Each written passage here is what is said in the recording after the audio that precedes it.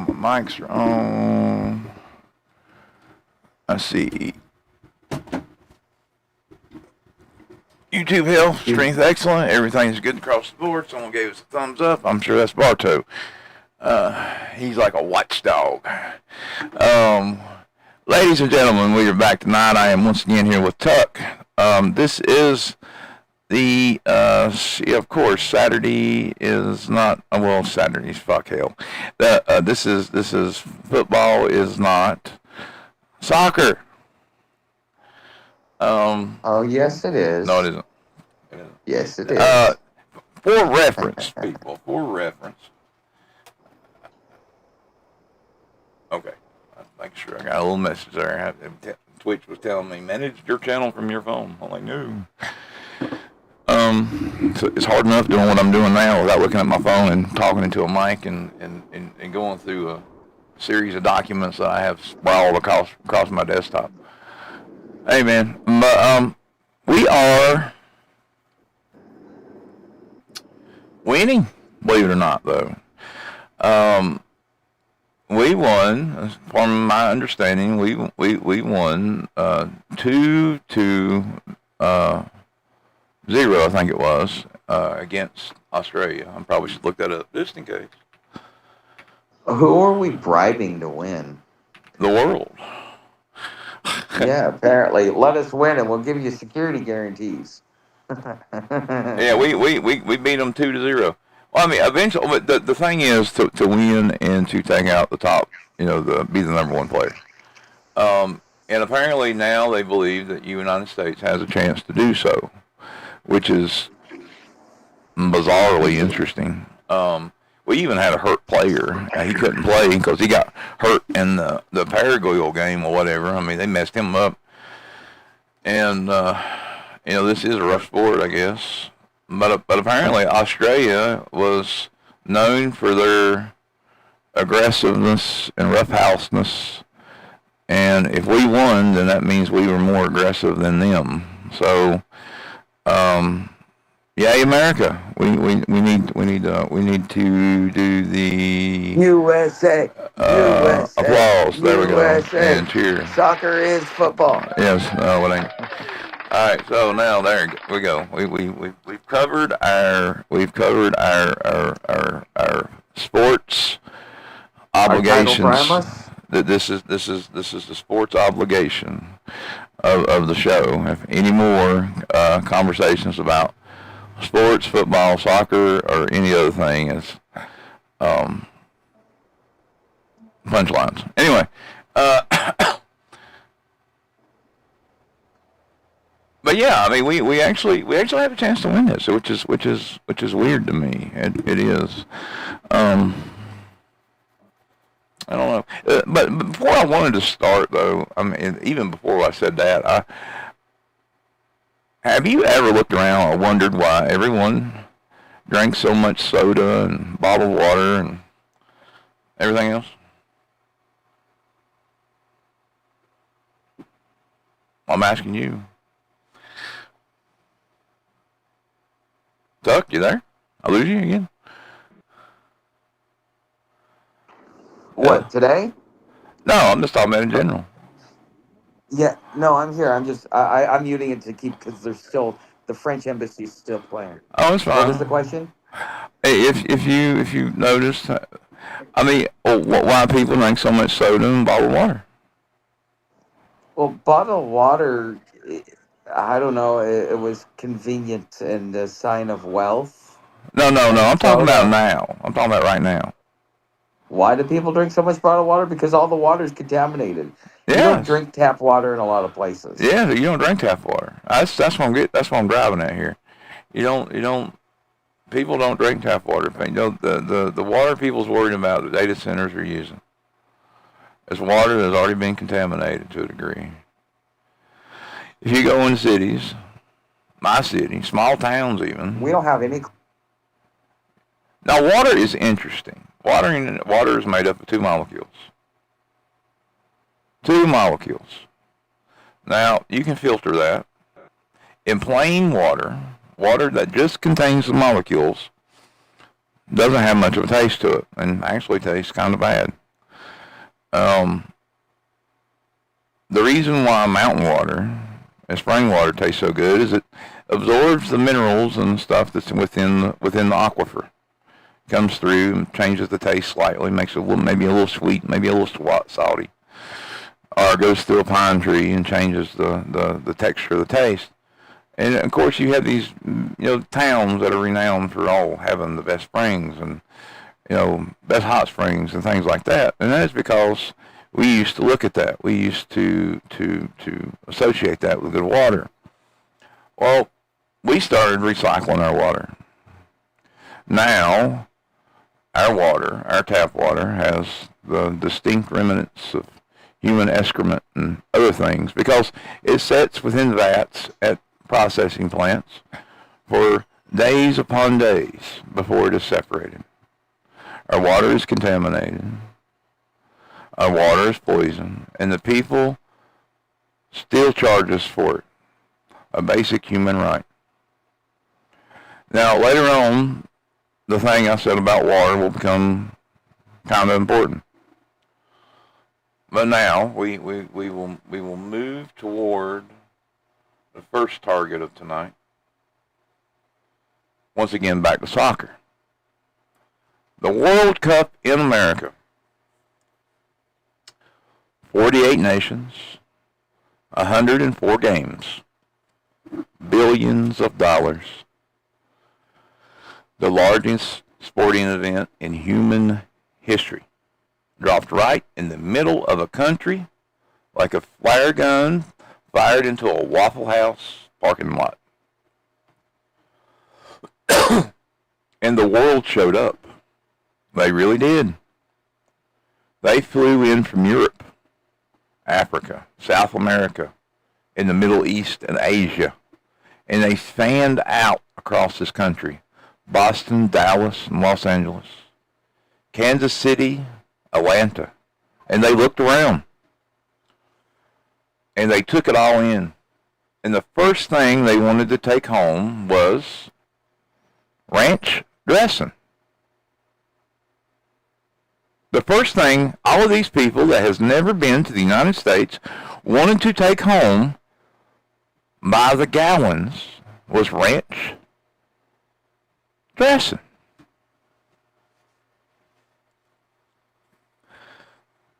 I'm not joking. And I need you to stay with me here. This is a real news story.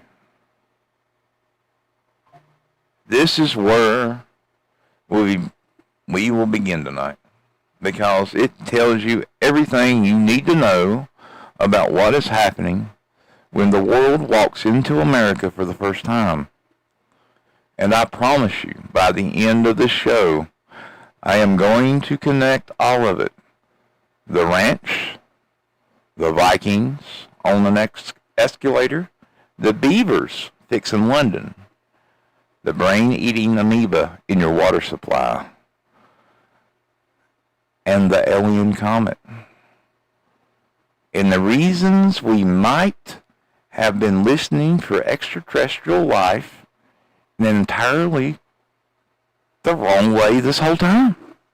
All of it. Tonight. Interconnected into a web. But first, ranch. The Great Condiment Crisis of 2026. I would have rather heard the Great Condom Crisis of 2026. International soccer fans have been flooding into the United States for weeks now. And a pattern has emerged. It's not the football. Soccer. Soccer.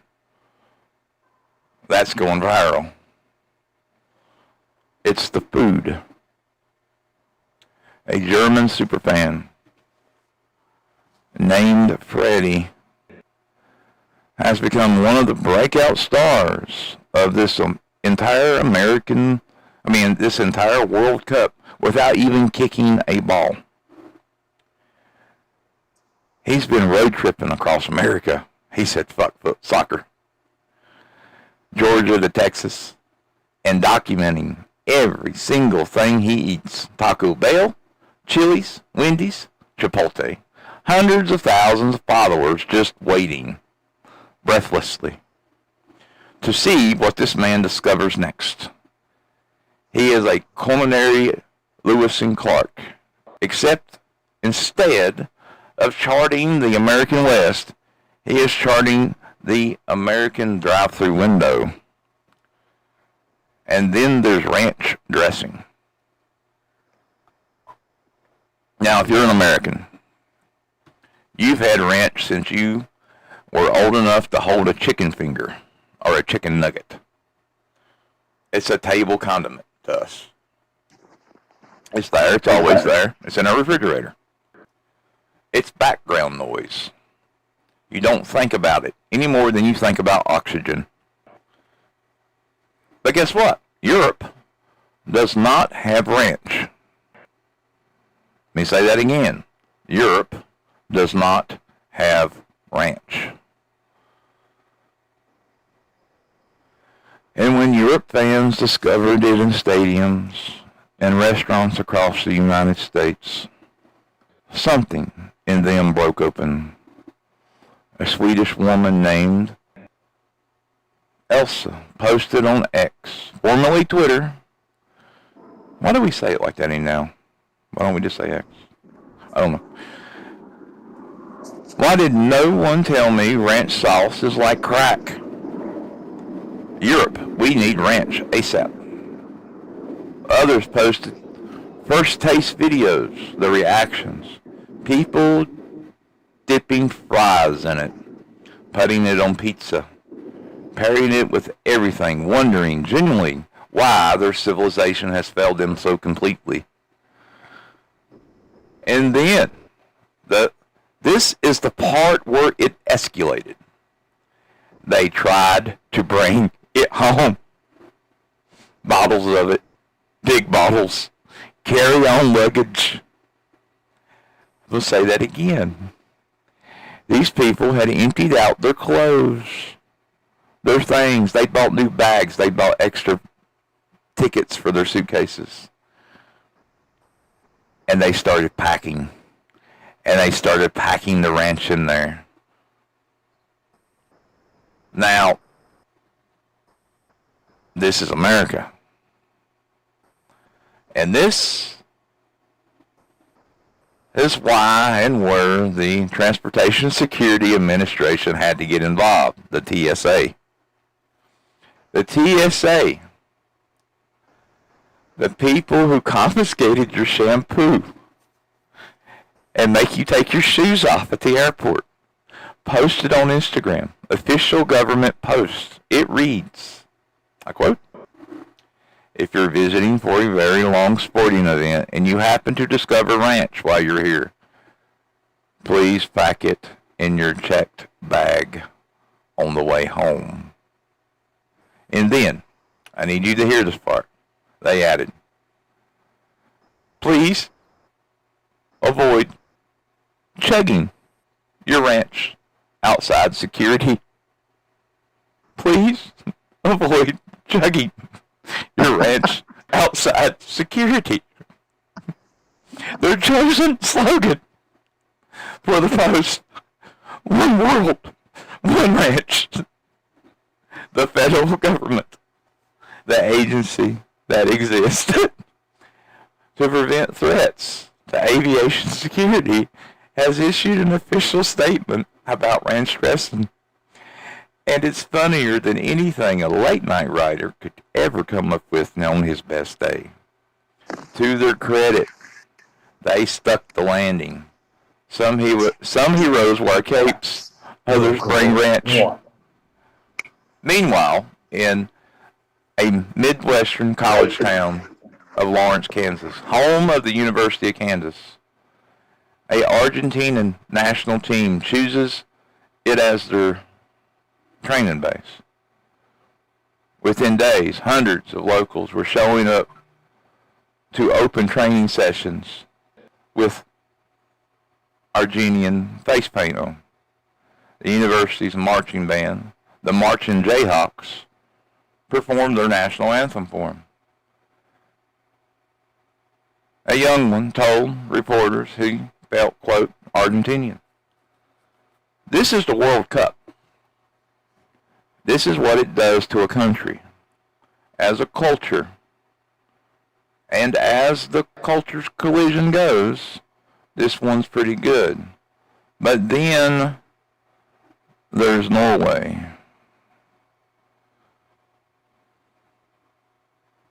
Now, before I start on Norway, Tut, how do you, now that you've heard that, what do you think?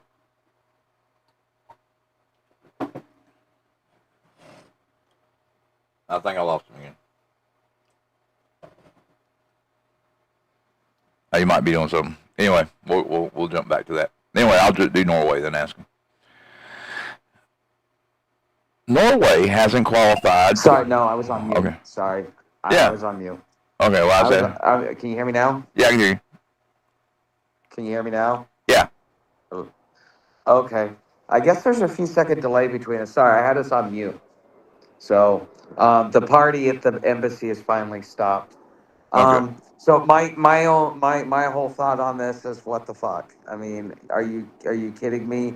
You have to issue a warning. Yeah, that's a perfect meme, and it's a perfect way to make fun of foreigners. Oh, it too. is. Who is it?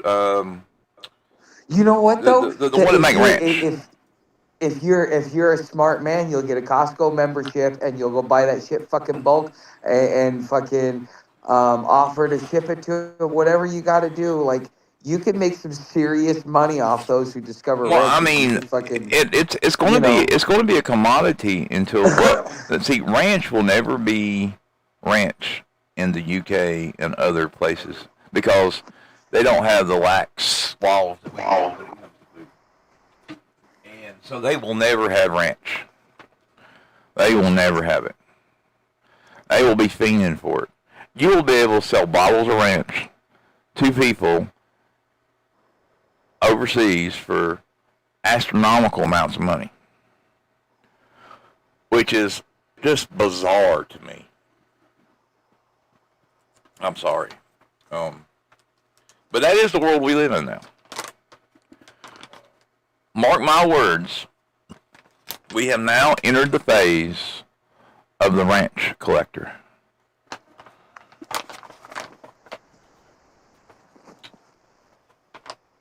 And that is wild. It is. Fuck, I'm doing something real quick before I start the story. I gotta fix something. And he's muted. yeah, apparently the. What? Oh no, I'm just like I thought the party was over and then they just decided to keep it going. So the party, this is an event put on by the French embassy here. Which is kind of weird that the French embassy would be putting on a music festival, but it's all throughout all of Georgetown. It's supposed to stop at 8 o'clock, but apparently the embassy is not stopping at 8 o'clock. I wonder if they won. I bet they won. I bet they won one of the games. No, this is one of like 30 events that they sponsor throughout the year. Yeah, but I mean, they're very, I don't know. I bet Yes, the French like to party. I bet they won a game. I bet they won a game. You're going to see that a lot here in the United States. As different countries win different things, you're going to see places behave differently. That's one of the points here. Like we see this. They're coming over here. They're getting a taste of our culture, and they want to take it home with them. And you're going to see that, and you're going to see that a lot. You're going to see basically all of this, and you're going to see us try to accept some of their stuff, but some of it is going to collide. And what I'm going to bring up next is a collision. I don't know if you can call the ranch story a happy story. But really, when you think about this tonight, the only good story that I'm going to tell, the only funny story really, is the one about beavers. Oh no.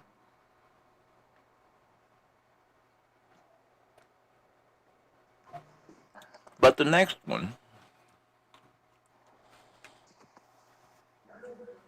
Vikings on the escalator. Sounds like a B college movie, don't it? Norway hasn't been here since 1998, and they are not playing around. Norway hasn't qualified for a men's World Cup since 1998. That is 28 years. That's not a drought. That's a whole generation. You could have a child, raise that child, send that child to college, and Norway still wouldn't have been to the World Cup. So when they qualified in 2026, tens of thousands of Norwegians bought plane tickets immediately. One fan put it like this: It's like if Hawaii qualified for the Super Bowl. It's basically the one thing you do in 50 years. They showed up in Boston ready. Not before the opening match. Norway versus Iraq. At what is currently being called, and I love this, the venue temporarily known as Boston Stadium. A group of Norwegian fans in full Viking helmets and capes, draped in red and white flags, lined up on the escalator at the Boston South Station. And the Vikings rolled. If you don't know the Vikings row, it's a chant where fans mimic rowing a longship. It's complete synchronicity, getting louder and louder until it peaks. It's an extraordinary event in a stadium. You can find it online, especially when 10 or so do it. It's interesting, but when hundreds of thousands do it, it's another story. Surrounded by commuters trying to get to work, going up in this escalator. It went viral in about 4 hours, over 1 million views. Someone in the comments wrote, "I've seen fans chant, dance, and lose their mind in stadiums, but rowing in a Viking ship up an escalator wasn't on my 2026 bingo card." Someone else wrote, "I am genuinely wondering how they kept their capes from getting stuck or sucked into the escalator's gears." I didn't really think about that one. Norway won 4-1. Their star, a 6'5" man that looks like Hemsworth's brother, one of the most feared strikers on the planet, scored twice. The same man who, a few weeks earlier, had appeared on the big screen at the Carolina Hurricanes hockey game and waved a rally towel like a delighted giant who just discovered his first sport. Scotland, for their part, reportedly drank several Boston beer bars completely dry. Let me say that again. Scotland came in, for their part, and reportedly drank several Boston bars completely dry. Unrelated. Possibly related. Unclear. And look, I want to sit in this for a second before we move on, because there's something genuinely moving underneath the jokes here. The world came here. The world came here. To this country right now in 2026 with everything going on. The U.S.-Iran nuclear negotiations, which go up and down as you flip a coin. Ukraine, a political atmosphere you could cut with a knife, just got worse. And people from 48 nations just showed up and rode a Viking ship up an escalator and discovered ranch dressing and painted their kids' faces in Algerian colors in Kansas. It doesn't fix anything, but it's real, and I guess I'll take it. Now we need to talk about something in the water. Before we move on, if he unmutes quickly, Duck, you there? You with us still? Yeah, what's going on in Ukraine? Yeah, I'm still here. What's going on in Ukraine? There has been Ukraine did a massive attack on Russia, blew up a bunch of oil refineries. Russia responded this morning. They said the rules of war are off the table, and they're going full on banana. Why is the rules going after tankers and going after supply chains is natural in war? Why is that like all of a sudden a violation? Well, I mean, no, rules of war is those are not violations. Yeah, but no more Geneva Convention, no more like I'm not going to nuke you. I'll nuke you if I want to. No more. Oh, that's not good. Yeah, I mean that's the kind of rules of war. I mean, there's they bring out the worst stuff because they've exhausted. But Russia should realize by now that either this November or next November, I wouldn't be surprised if fucking if Russia nukes a bunch of fucking countries. Because if Vladimir Putin's starting to lose his patience and he's starting to do this, and he's starting to push back because he's just getting frustrated, that's not a good sign. Actually, I think it is very possible in the 90% chance that we will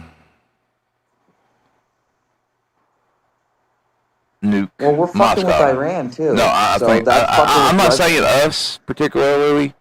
Somebody, maybe even Ukraine, but I believe that there is a high probability that we may actually nuke Russia to some degree, to a point where it will be the response will just fold. I think that Russia will do first strike. I don't know if they can. First strike. I don't know if they can. Well, according to Meyer, they can. So we'll find out. No, I'm not saying they might have the bombs. They might have the delivery thing. They have all that stuff, but I don't think that the system, that there's just one little part of a system that I know they don't have access to that much anymore. So even it's hard for us to get, because I mean it's the way things went, and that could technically stop. Like like you might see them launch one of them things and it comes down and it doesn't do anything. Like they've done 4 times already. And it might be that they've already launched 4 vehicles that were intended on carrying warheads, nuclear warheads. They said it was an active demonstration, and the warheads come down. They said they were dummy warheads. Now there is a real possibility those were not dummy warheads and they were real things. They just didn't go off. Maybe there's a possibility, but Russia had the bomb just like we do, and they, even though the Soviets were the Soviets, they're very scientific. Well, I mean, they were on a big scale. Like they could copy it, just like China could copy us. But the Soviets were like that. They looked at things differently a little bit because they had restrictions on, and they still had that same mindset. So when they build something, I mean, you can go over to there's a military channel, and they have a museum where they get stuff like They get American stuff that's been decommissioned. They get Soviet stuff that's been decommissioned, or Soviet stuff that is found on the thing. They got the whole thing where they break this stuff down and show you what's inside and goes through there, and you see the actual stuff. And the technology is extremely different. And I mean, I have some Soviet stuff here, and even the circuit boards are different. Like, they don't feel, sure they work, but they don't feel complex. I mean, they're not. There's issues that I think they could have within the systems, their delivery systems, unless they're full-on copies of what we're using. I don't see that. But I mean, can it? Maybe, sure, possibly. I don't know. I'm just saying I think Russia is about to get hit and get hit hard. I mean, even the French. I mean, if their nukes work, I mean, I'm not sure they work, but I mean, if their nukes work, they said that if Russia attacks Ukraine with the nuke, or even moves into position to do it, they will first strike them. It doesn't matter about the United States.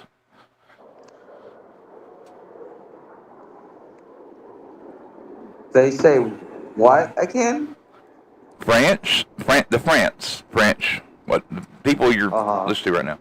They said that if Russia moves into position to nuke Ukraine, or if they nuke Ukraine, they will nuke Russia back. So they're given security guarantees. Yeah. Yeah, well, the French have been pointing at both of us the whole time, anyways. I mean, they'll do it. I think they will. I think they'd be happy as hell to do it. And I mean, they'll waste all their nukes on Russia. They don't give a shit. I mean, that's still a lot. Yeah. But now here's the thing that we get into, and you experience this yourself, and I'm sure that you're out on trail and other places like that. You end up in the rivers, and you drink water from the rivers, and you might even wash your head in the river. And you go to public water, and you use public places, and we all use showers, and we all use everything.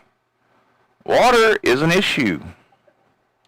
Water is becoming a problem, people. Now, there's something that nobody is talking about. Just like the ticks, just like the other wild virus. And now we got, the other night I was talking about the screwworm. Now we got screwworms showing up in animals here in Virginia. It's already jumped. It's already jumped that far from Texas to Virginia since I made the video. Wow. Okay? That's how quick this spreads. It will be in us before long. You will feel itching on your arm and your leg or something like that, and fucking screwworm. Nasty, nasty things. I'm kind of being extra cautious about it as well, because these fucking mosquitoes, sometimes you end up scratching and creating an open wound because it's fucking itches so bad.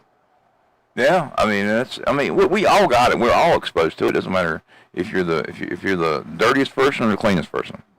You can get this. I mean, this is not like, I'm out in the woods, so I'm more susceptible to it. I'm taking a higher risk. Well, to some degree. I mean, it's the population. It will move quite rapidly through the population, and it will affect us. But I mean, like I said, there's that, and there's other things. There's stuff that people are not talking about. We even starting to see a friggin', and all of this is connected to fucking some kind of somebody's ideology, somebody's view about how the world should be through climate change or whatever, and they're making it happen regardless. That money that people were dumping into climate change wasn't being used to save the climate. It was being used to make the climate worse. They were tricking us. I read something. Did you ever? You're familiar with the New American, right? Yeah, I think so. Yeah, John Birch Society. So my grandfather sent me something about the fuck. I lost what I was about to say. What were we talking about again? Well, I'm talking about brain-eating amoebas now. I'm getting ready to talk about those. But we were talking about climate change and then using the money from climate Yeah. change to. So down in Mexico, they don't have like all these carbon things and stuff like that. And Mexico City has some of the largest plants in the world because the thing is, all the carbon and stuff that we emit is actually feeds the plant by us, putting all those carbon filters on there. What we're actually doing is we're starving out a lot of our trees. That's why they'll get big and we're having unhealthy forests. Nah, I don't know. I mean, we're still putting out quite a bit of carbon, and I don't know about all that. But I mean, that's going far. I'm talking about massive increases through in man-made and industrial means, and not doing, those things are not working the way they should. They said they're not doing the things these are just games they're playing to make us think they're actually doing something and they're not. And they're making it worse because they want this to happen. The only way for this to, whatever they're looking for to happen, is to make it escalate to a point. To them, waiting feels like an eternity. Waiting, they're already ready. They're already ready to deal with and do what needs to happen. So they want to make this happen. So now we're seeing the spread of the ticks, bioengineered ticks. We're seeing the spread of screwworm, which I believe is which is definitely bioengineered. Um, we're even seeing you can't even, when you buy a new car now, it has a kill switch in it, so they can turn your car off at any time. They're pushing you into a battery vehicle. They are burning down the junkyards. Most of the junkyards in the United States have been burnt down. You can't even go and order parts for older vehicles now from online parts places, so you can't even work on your own vehicle. The right to repair has been broken. They are taking full dominant swings at this climate thing, and they will continue to do so until they win. And by doing what they're doing, by using the chemicals they are using, by causing the accidents they are causing, they are causing other things to start to surge and replicate our environment. And one of those is a brain-eating amoeba. And nobody is talking about it yet. And let me ask you something. When's the last time you thought about what's living in your water supply? I've heard about this within the last couple of years. Yeah, but I'm not talking about last couple of years. I'm talking about right now.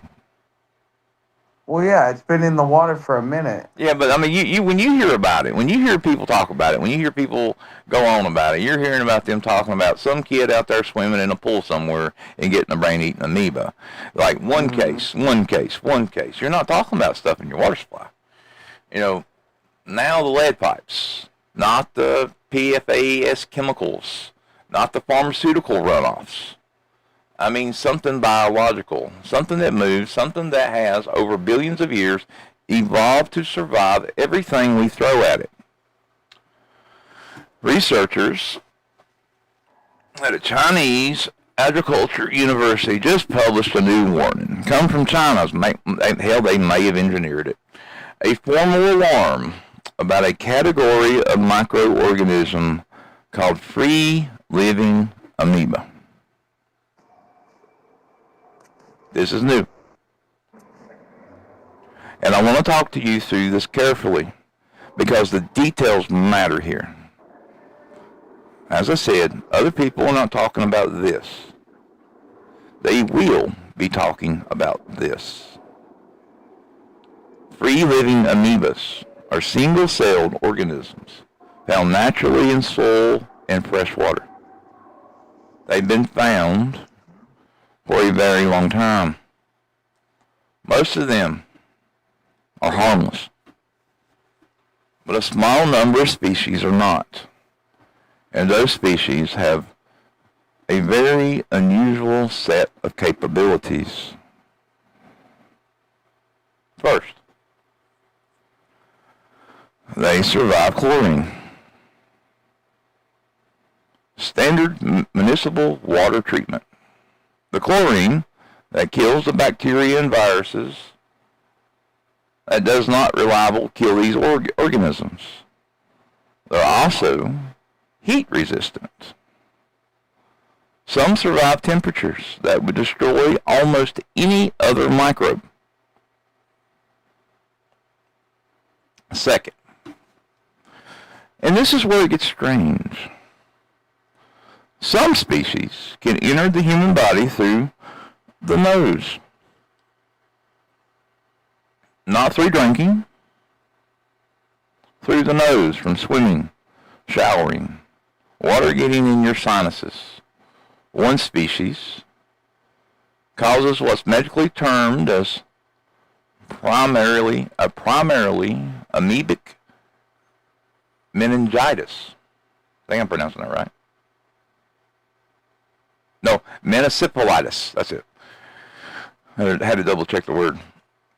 You may have seen headlines about it under a more common name, brain-eating amoeba. This is the ones that you're thinking about. Infection is rare. Fatality rate over 97%. But here's the findings that caught my attention, and the part the researchers are the most alarmed about. It's not just the amoebas themselves. These organisms functions as what the paper calls a Trojan horse. Dangerous bacteria and viruses, pathogens that water treatment would normally kill, can be taken up and sheltered inside the amoeba's cell body, protected, shielded from chlorine and disinfectant. The amoeba becomes a vehicle. The amoebas that weren't hurting us to begin with can now kill us. A biological safe house. And when that amoeba reaches you, whatever it's been carrying comes along with it.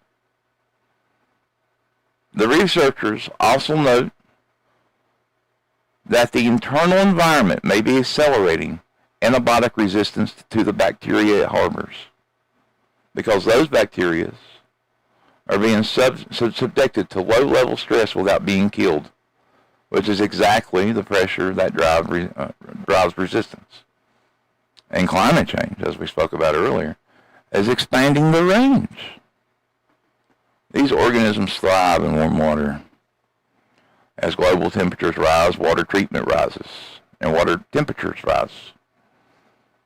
The geographic zones where these amoebas flourish are moving north into regions where surveillance systems were never built to look for them. Scientists are calling for an urgent, coordinated global monitoring, new treatment protocols, updated infrastructure standards. The covering of this story in mainstream media, almost nothing. I want you to hold on to that. Because what I'm about to tell you next involves something that comes from very far away. But go ahead. For it.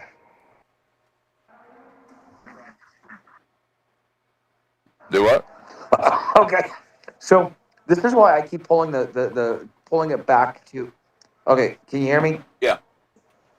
Can you hear me? I can hear you. I can hear you. Okay, so uh, I keep pulling back to the 1930s Ford Foundation report, and this is the reason why. They didn't say it was cow farts. They didn't say it was carbon. What they said was that the human population was exploding at a rate that it was putting an extreme amount of pressure on resources, and this is the cataclysms that we would have, including resource wars in the future if we didn't get back onto it. Now they keep telling us cow farts and all this other stuff, but I actually interviewed a guy on my channel that got deleted, my main channel, and he did a video that points out why human beings are the problem. Okay, so here's the thing: we as We a are a problem.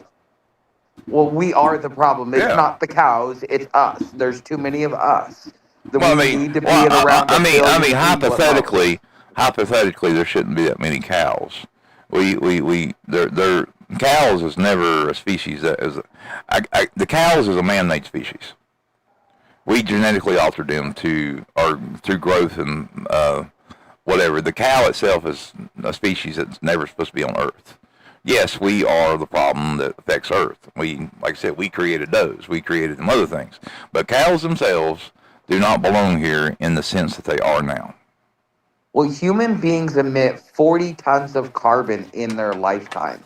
And when I heard that said, I'm like, holy shit, okay, so that's more than most of your factories do over the course of like 100 years or something along those lines.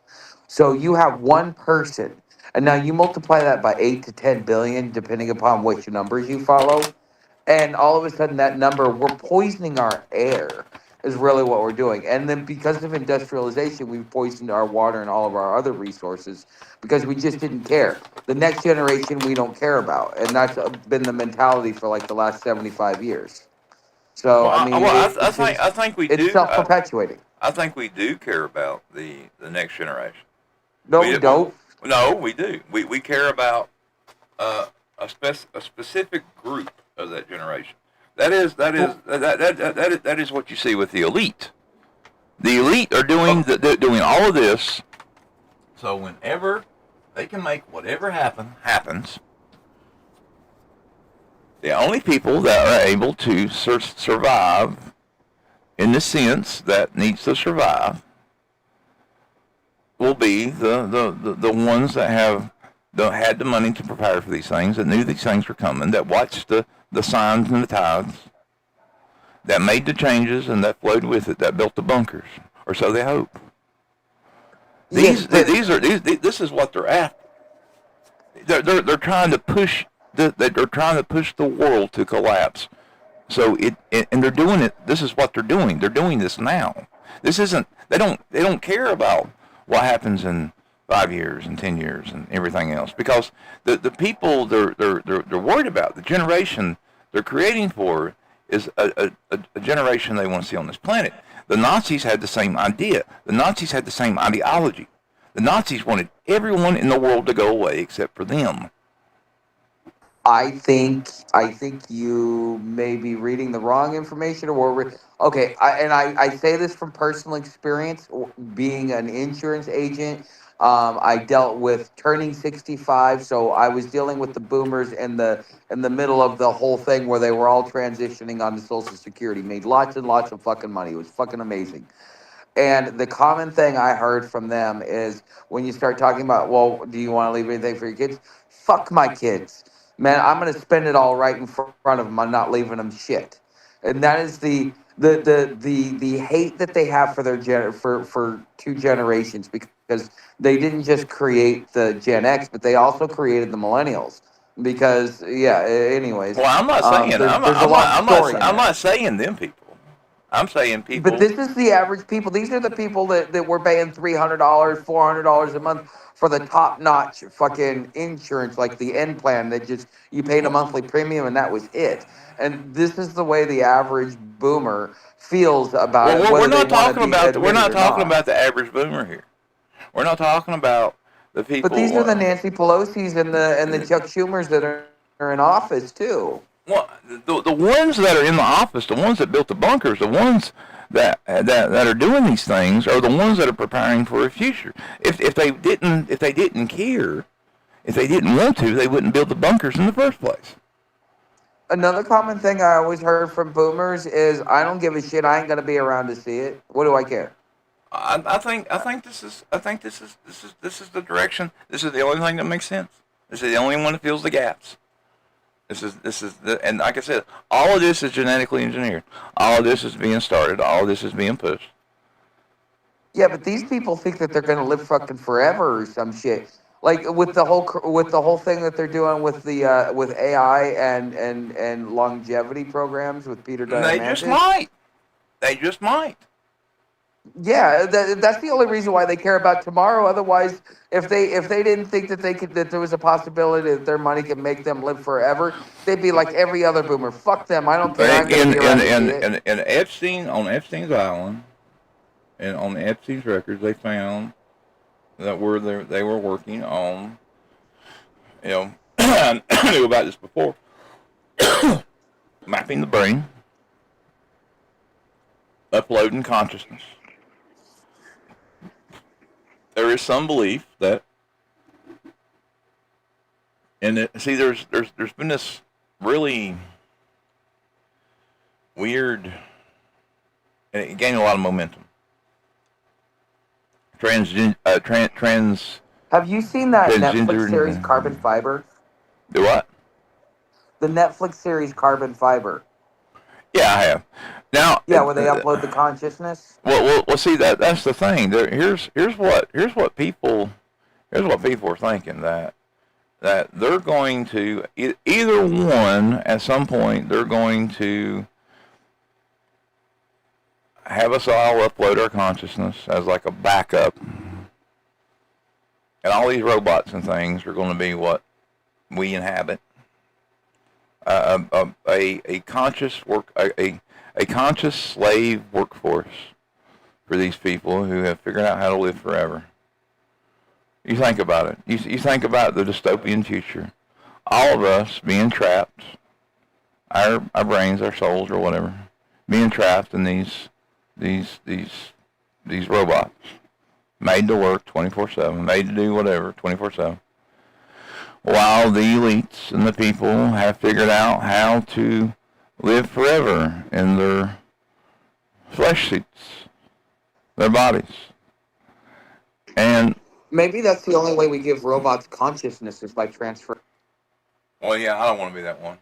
I don't want to be the thing because like I said, there's a lot of mixed stuff going on, and I mean when you can start proving, I mean like right now, I mean if I were to sit in front of or stand in front of a jury and say there's somebody out there affecting the world's weather and they're genetically modifying and putting stuff down and hurting people and everything else.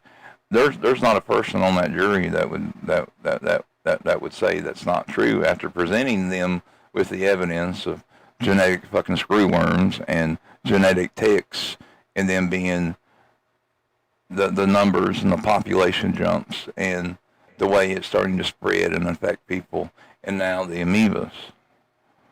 We know that this is warfare. We know that somebody's doing this. We know that individuals want this, and individuals will go with this. And see, they have a solution to everything. Like, let's say a country decides to really fuck up another country, and this is how they do it.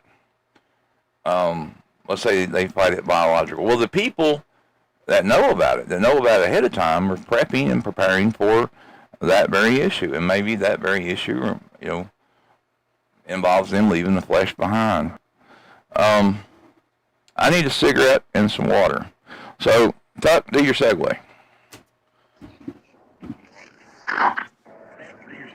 There. Okay, well, I've got one comment to say about this though. Is that do you? This could also be okay when you create all of these weapons, these bioweapons, and all this other stuff, and all this technology, and then you have the decay of systems in government.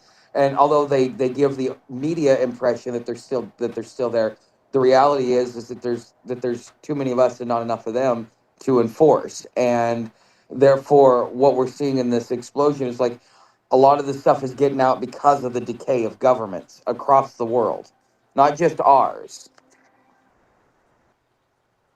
So that's my thought on that. But anyways, I'm Friar Tuck. If you guys don't know who I am, I am I guess you could almost call me a nomadic homeless journalist. That's kind of what I'm starting to fall into. I tried to experiment and do some man on the street stuff and, follow through on events and stuff like that. But, people seem to only come for one specific reason. And so that is why I'm going back to. So normally I'm in camp by like 2 or 3 because I don't like to be around stupid. I'm curious to see if you guys agree with me. Okay.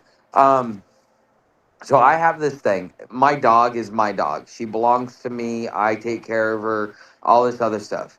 Unless she comes up to you and asks for attention, or you ask me, or I say, go tell my dog to go and say hi if she wants to go say hi. Outside of those parameters, if you grab at my dog, that's a violation, because in society we've gone so far as to treat our animals as if they're human. And people that self-proclaimed dog lovers want to sit there and treat the dog as higher than a human. And so, with that same logic in hand, then that would mean that if you're going to treat a dog like a human, you also got to, give it the same human rights. And if you're grabbing at a dog without the dog asking for it, and you're just coming up and petting the dog, or grabbing at the dog without the dog's permission or my permission as its guardian, then at that point in time, you're molesting my dog. You're just as bad as a pedo. You should be frequent at Epstein Island. So I mean, really, that's my opinion on that, because at a certain point, you can't sit there and say we're going to treat it like a human until it's inconvenient for me and I can justify violating these boundaries. Either we live by the boundaries or we don't live by the boundaries. And so many people want to keep moving the goalposts because it's more convenient for them to get what they want in their instant gratification than understanding and respecting the rules, not only of nature but of society. What's yours is yours. What's mine is mine. Don't touch my shit. I ain't touching yours. And yet, still, people want to violate that. But yet, if I were to go and get in their car and turn it on, oh, you're trying to steal my car. Well, why is it okay for you to do that to my dog? Okay, even under the law, she's considered livestock. She is property. And as property under the law, you're violating my property. It'd be like me coming up and grabbing your ass, getting in your car, or walking in your front door. So why is it not okay for me to do those things, but it's okay for you to grab at my dog? That is a question and an argument that I have been having for a while with my subscribers. They don't agree with me. I'm curious to see if how you guys feel about that. But anyways, I cover the homeless issue. So if you're looking for education, policy, and survival content, whether you're prepping for SHTF, you think you're going to be one of the many millions of people that end up homeless or near homeless, almost homeless, whatever you want to call it. There's actually a broad definition of homelessness. If you go over Uh-oh. Hold on a minute. Sorry. Hold on a if minute. you go over to my page, I actually have in my community tab, there's a link to an article over on my Patreon. I know you're jumping through a lot of stuff, but I'm kind of using Patreon as my website. So I have free articles, and I'll in tell you this when it's done. article, I talk about the actual broad definition of homelessness from HUD's All right. point of All right. view, the All right. Department of Education, and then your local municipalities. So if you really want to understand what the real definition of homelessness is, because what you're being told and what the real definition is are two totally different things. Because then it will make sense when somebody says, well, only 28% of the homeless population has a drug or mental health issue. And you're sitting there going, well, what are you talking about? All the people I see out on the streets. Well, once you understand the definition, then you understand how all of a sudden that all the people that you see out there is less than 1/3 of the overall homeless population. Actually, So, and that tells you how big I our think homeless population really is. I think it's going to be smaller than I think you're going to. I just got back in. Sorry. But the evidence is now pushing to a point that there is a global population um, markdown. Uh, What do you mean? we're seeing it in Japan. We're seeing it here. Where people are not having babies. You know Okay. that was geared. There's your first sign right there. You have, Yes, the AI is 10 years too early. I mean, you have people in population that doesn't want people to have children, or people who frown against it or whatever. So now they're removing that. So there's not many babies being made. We're starting to have more wars. More of a decrease in population. The World Health Organization and the World Economic Forum said that we must reduce our population. Georgia Guidestones said population must be decreased. All of these things. Blowing up the Georgia Guidestones may have been a symbolic start to what is starting to happen. Maybe it was done by a group or organization that was saying, okay, well, guess what, guys? We're starting this now. And now we're starting to see the products of the weapons they intend to use to decrease the population. We're seeing a rapid decline of humans. The Great Dying. The Great Dying. And you really need to prepare yourself for this, because this thing about the amoebas, if you take away anything from this show tonight and you tell somebody, you need to tell them about the amoebas. And this is just not the ones you find in the water, and you find in the swimming pools and stuff like that. This is you will find this in your bottled water. Okay, you will find this in your bottled water. There will be cases of individuals that come down with diseases from drinking bottled water. The diseases we have licked a long time ago, the ones that used to affect people back in the old days, that killed so many people. They're coming back. They're coming back. And they're coming back with a vengeance. And we can't treat them. We don't have the proper stuff and just imagine what we're getting from the polar ice caps as they melt. I'm not even concerned about that. I'm concerned about this, because this is what's going to take. There might be something crazy bad that pops out and goes around, of course, maybe. But I mean, maybe some of this is from that. It could be, I guess. I don't know. I mean, anything is possible. But I think all the things that we're seeing are products of our time on the planet. I think products of genetic organism, the things that we have done and the things that we want to do against each other. And it's starting to come to reap the rewards.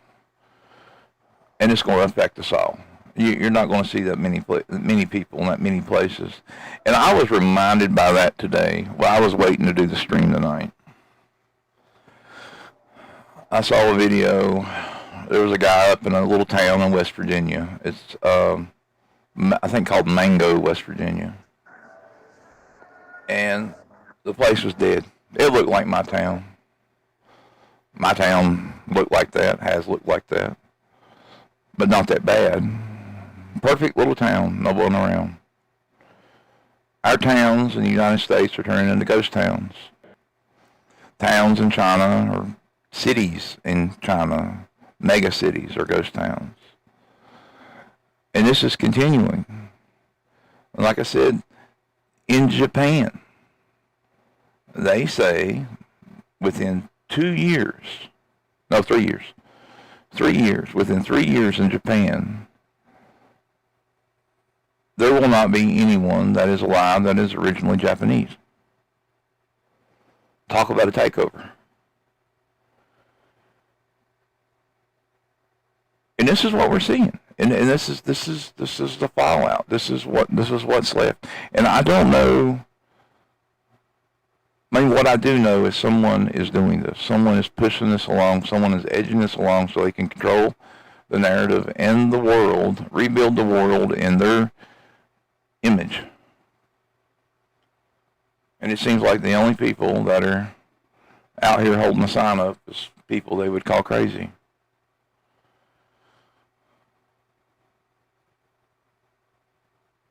But I think we need to talk about something that passed through our solar system again and left behind evidence of a chemistry we have never seen before. And I think by the end of the night, you're going to see a pattern connecting all of this. On July 1st, 2025, astronomers detected an object passing through our solar system. It did not belong here. You've heard me talk about it before. I know you've seen it on the news. We're talking about 3I Atlas again. The third confirmed interstellar object in recorded history. The third thing we have ever caught coming through outside of our solar system and passing through. It's a comet. It has a nucleus, a coma, a tail. It behaves like a comet. But it came from somewhere else. A trajectory is hyperbolic, meaning it arrived from interstellar space, swung around the sun, and is now on its way out. Never to return. It already passed Jupiter's orbit. By early 2030s, it will have left our planetary region entirely, continuing its journey through the galaxy, doing whatever it did here to the rest of the galaxy. Now, in the months since its discovery, scientists have been doing everything they can to study it before it disappears. The Hubble, the James Webb Telescope, the arrays in Chile, the Rubin Observatory. Every major instrument we could pointed at this thing, and we still could. Well, you even lost one along the way. And what they found, published just weeks ago, is this. The water in 3I Atlas is different. Let me say that again. The water in 3I Atlas is different.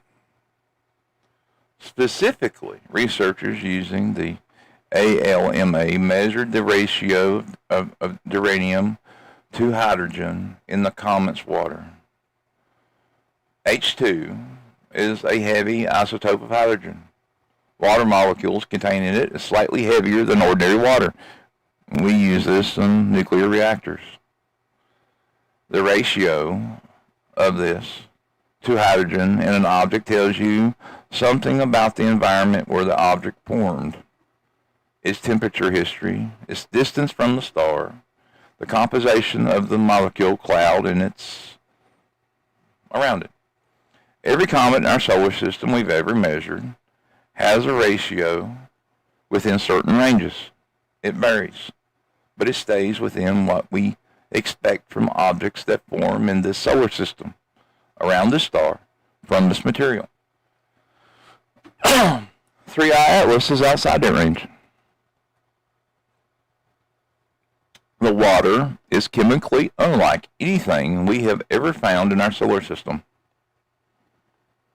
It is the first direct physical evidence, not theoretical, not inferred, not measured, but measured, that this object formed in an alien stellar environment around a different star, around a different type of star, in a different part of the galaxy, under conditions we can only extrapolate. The Webb also detected methane, and what the researchers are calling strange chemistry compounds. Ratios that don't match our models, that don't make sense, that are not on our tables.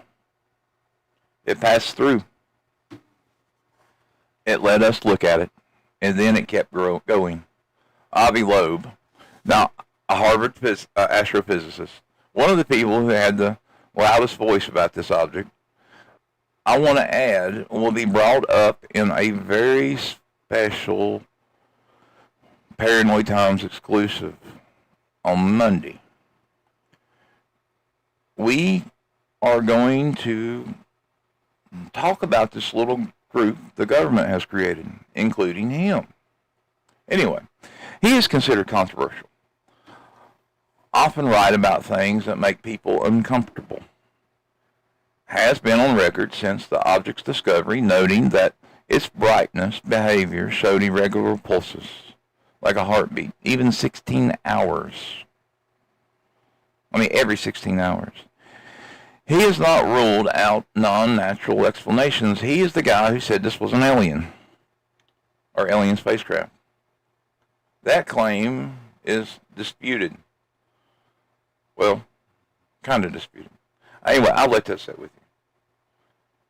What is not disputed that we know about this thing is that the visitor came from somewhere we cannot identify, carrying water, bringing that water into our solar system, leaving that water so our planet can intercept it. Anyway, we have never seen before. And we watched it leave. And here's where I need to tell you what SETI, the institute responsible for watching and listening for and talking to alien life, just published. And we'll talk about that in a second. What I'm wanting to know, perhaps, Um, what if these amoebas and things? Well, all right, go ahead. Okay. So this is something that comes from Meyer. I'm wondering if this is the group he's one of the two groups he's talking about. So I know in one of his early contact notes it talked about, like, you know how the ozone layer mysteriously got repaired, or after we stopped using the aerosols and stuff. Well, apparently our oxygen levels had gotten so low that the group that he mainly talks to kind of injected some oxygen into our planet, because we were actually leaking oxygen with the hole in our ozone layer, and then they slowly they patched it up enough to stop the leak so that the ozone layer could actually repair on its own. Um, but there's also, on the other side of our sun, there's a planet that we cannot see. It's in our solar system, Yeah, that's supposed to be but Planet X. because their planet is about twice the size of ours, and they have something like 22 or 27 billion people on it, and they're going through a humane natural population reduction.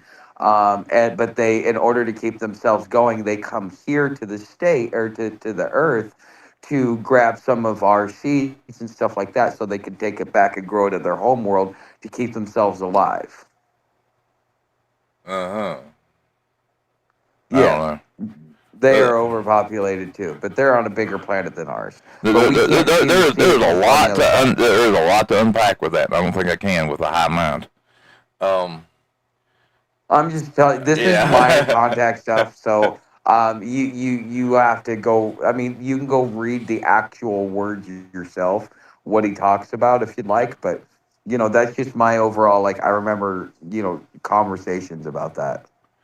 I mean, yeah. I mean, it, it's anything. I look at anything as being possible until I can prove it wrong. So maybe. Well, there was a guy down in Brazil that had a contact with one of these people. He saw him. He talked. It was humanoids coming, and there. I saw it on YouTube. I don't think it's probably there anymore. But there was a guy down in Brazil that talks about his contact with a being, and that's kind of where Meyer starts talking about how there's a group that comes here to harvest some of our seeds. I know. Here, speaking of which, we're talking about contacts and stuff today. You know what psionics is, right? Well, what is? Psionics. No. Psionics is basically like having psychic abilities. And there is a group of people, a large group of people, more than I thought, that believe that they can contact and they can bring these orbs down and these aliens down through psychic connections. Yeah, that started Now, with Stephen Greer. no, there's the other one. That's the different kind of orb. But now this is a different class of people. Stephen Greer's in a whole different category Yeah, I when he's mean, talking about those. he But thinks he could do that shit, and honestly, uh, that's kind of when I started believing Meyer that those are probably ours, and this was the beginning of something else. But whatever. I mean, it is what it is. I mean, it could be. I don't know. But I mean, I personally don't believe in psionics. I mean, I don't believe that it's possible. And it seems like there's a lot of people picking up the. It sounds like this one guy they were talking about was literally conned these two billionaires in Florida into believing them. They had these private retreats and they bring people out and they charge all kinds of money. And apparently they're going to release this video of one of these things landing and men in suits coming out and everything. So Oh, that's a bunch of fucking bullshit. Oh, I know. I mean, it is what it is. But there's some Hey man, if you there's can some swindle wild somebody, accusations out there. if you can swindle somebody, fuck it. I guess if you want to put the emperor in clothes, go for it. Yeah, but there's some wild stuff going on out there in this field now. Um, but we going back to SETI. Now, I've spoken about the FEMA paradox, or the FEMI paradox. I'm sure you've heard of it. The universe is 13.8 billion years old. It contains somewhere between 200 billion and 2 trillion galaxies. I know that's a big jump there. Our galaxy alone contains hundreds of billions of stars. The math, even the conservative math, suggests that intelligent life should have emerged elsewhere, many times, long before us. So, the question is, where is everybody? They don't want to be seen. The assumption baked into the question is silence, that we've been listening, and nothing is there. That's either intelligent life is vanishing, or vanishingly rare, or civilizations destroy themselves, or something else. The Great Filter, Dark Forest, simulation boundaries. Take your pick. No, what about just the mere fact of you don't want to interfere, and if you contact them, and you also have to, they may be here exploring us and waiting until we're actually mature enough as a civilization to meet them. But That's what why Meyer if? says in 800 years we'll get to actually have our first ET visitors. But what if they That don't will hear come, us? huh? What if they don't hear us? But they do. I mean, Okay, maybe. so if you listen to the From Stars to Mars, if you read that, one of the warnings that Meyer gives is that the group that genetically modified us and fucked us all up, they're the ones that are going to end up hearing it, and they're going to end up coming here, and that may be the visitors Well, that everybody's or it talking may be about. this. I mean, like I said, this is the reason I'm bringing this up. Anyway, there's a team at the SETI Institute. It just published a study suggesting something much simpler. We've been listening for the wrong shape of signal. Here's how it works. When a civilization, hypothetically, transmits a radio signal across interstellar space, that signal starts at an extremely narrow band, a sharp tone, at a specific frequency. SETI searches are optimized for exactly this kind of signal. You would know this if you ever downloaded the software and you did the study for them, helped them or whatever. Anyway, because ultra narrow radio emissions don't occur naturally. If you detect one, it's almost certainly artificial. But between the source and us, that signal has to travel through transmuting space and planet's stellar environment, plasma, solar winds, corona mass injections. The same physics that scramble our own spacecraft's communications when the sun acts up. And that turbulence broadens the signal. It spreads it out. It takes that sharp, narrow tone and smears it across a wide range of frequencies, making it fainter, diffused, and much harder to detect in a search tuned for narrow spikes. The team ran the numbers using real data, actually measuring how our own spacecraft signals get distorted by the sun's plasma environment. They found that to other stellar environments, the result was around 70% of all stars caused measurable broadening of more than 1 megahertz. 30% of the stars broaden signals in more than 10 megahertz.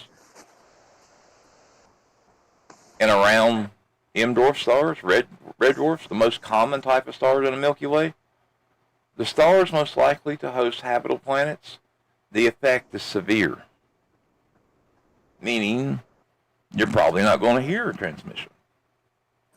If a civilization orbiting a dwarf star is transmitting toward us. Their signal may already be here right now, washing over the planet, hitting our antennas, and our instrument just sees it as noise. The study's conclusion is technical. They should expand their frequency window, particularly at higher bands where stellar broadening is reduced. That's the practical recommendation. But what it means is this. The paradox may not be about absence. It may be about interference. We assume the universe has been quiet because our instruments said so. But we built those instruments to hear a specific kind of voice. And the universe might be speaking in a different register entirely. 3i Atlas carried chemistry we've never seen. The signals we've been waiting on may have already been here. The brain-eating amoeba thrives in conditions we thought were safe. There's a pattern here, guys. The thing hiding in plain sight. The thing our systems weren't calibrated to catch.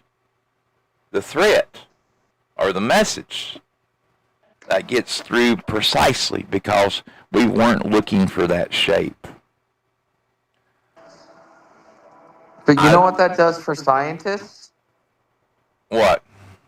It reminds them that they're no longer the smartest men in the universe. Oh, yeah. Yeah, I agree. I don't know if there's other intelligence out there. I hope there is. And then I hope there's not. I don't know if 3i Atlas was natural or not.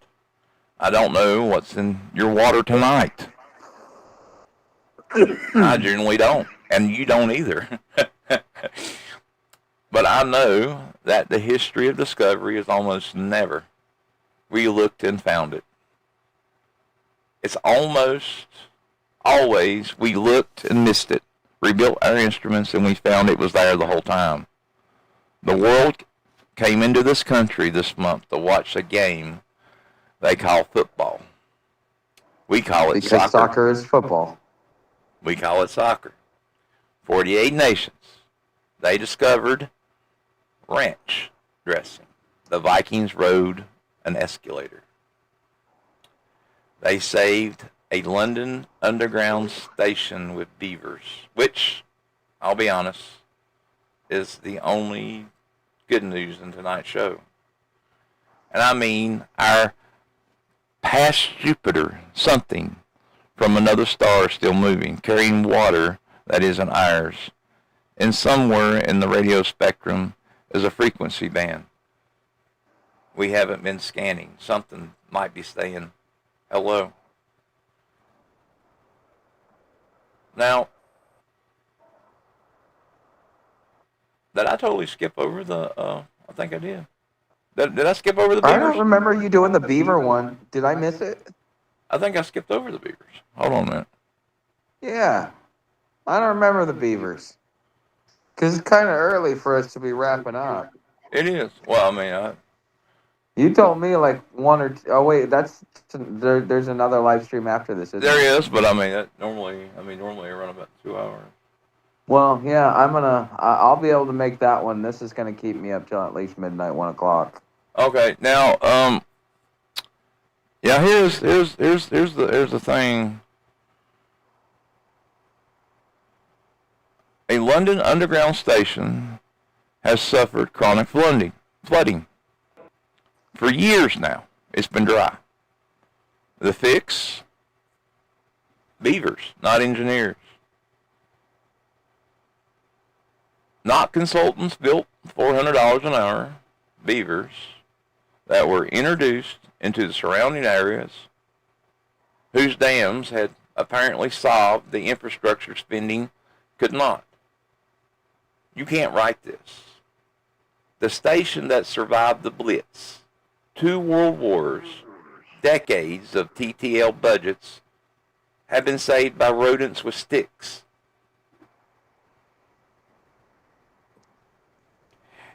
I don't think we use nature enough. I mean, it is just wrong. But that was all of tonight's show on that end. Now we can talk about whatever you want to talk about. When I was in college, getting my getting my IT stuff, they I had to take an environmental science class. At first, I fucking hated it, but after a while, I actually kind of liked it. Um, One of the things I learned is that the Earth itself in waste management does something like $4 trillion worth of like waste management, renewable resources, and all that other stuff. If you were to actually put a monetary value on it, just what it provides for us every year. So I mean, you want to talk about like, yeah, if you start using nature to your advantage, I mean, you could really, yeah. I mean, that's why I don't understand why they keep clear cutting everything.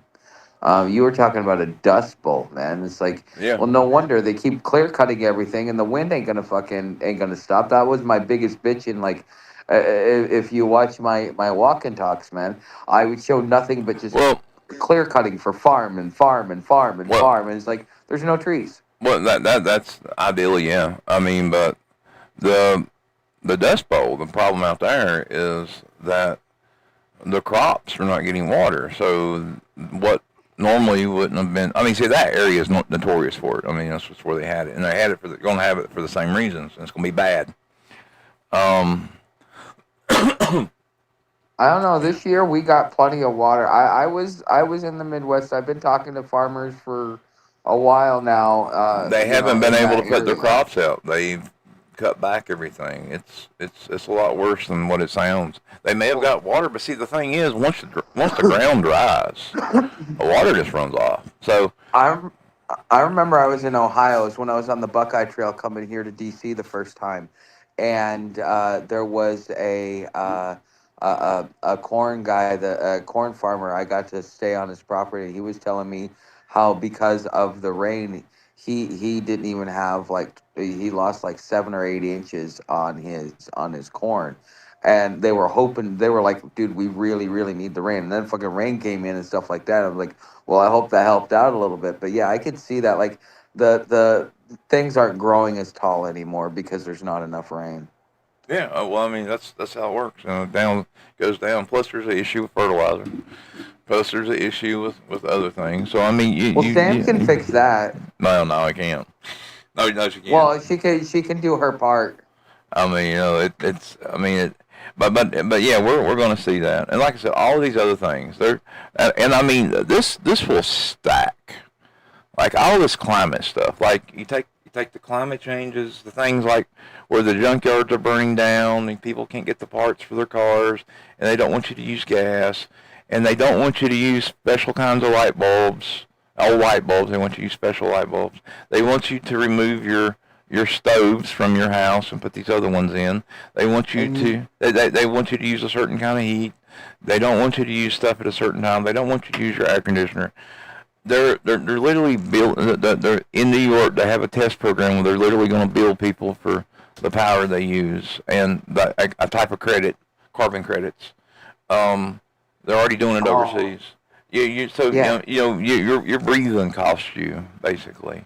I mean, they've been pushing this for 30 years. and My now best friend moved to California, bought some land because he was going to sell carbon tax credits. He thought it was the next up and coming industry.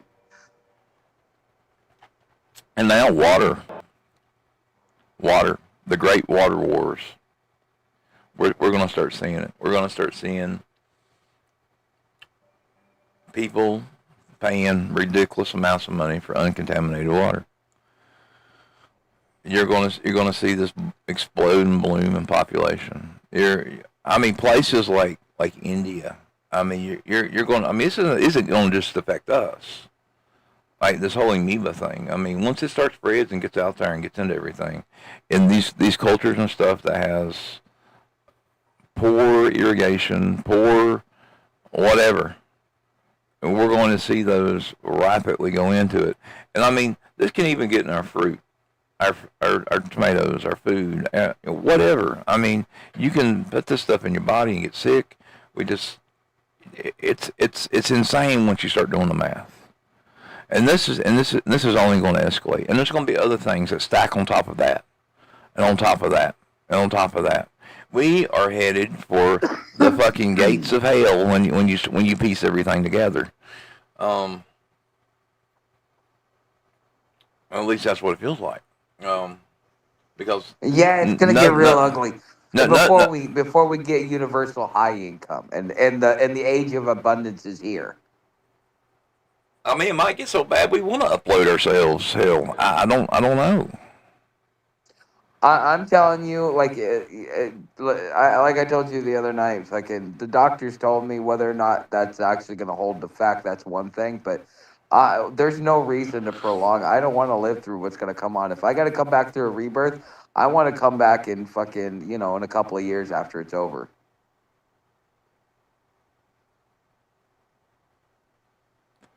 I mean, I don't.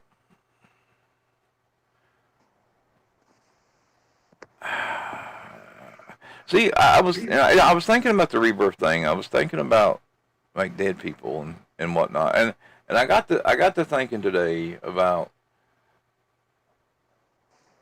what everyone has been saying about asking the question